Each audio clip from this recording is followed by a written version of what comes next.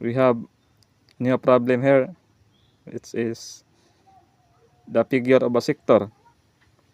Given area equals 21 inches square, perimeter equals 19 inches, and the radius is missing. We ought to compute the value of the radius. We will use the formula area equals 1/2 length of curve times radius.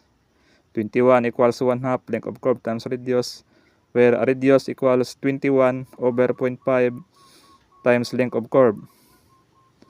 And second, we use the formula perimeter equals 2 times radius plus length of curve. 19 equals 2 times radius plus length of curve, where length of curve equals 19 minus 2 times the value of the radius, which is 21 over 0.5 length of curve. Length of curve equals 7 inches. And from the formula, radius equals 21 over 0.5 length of curve, the answer equals 6 inches, the value of the radius.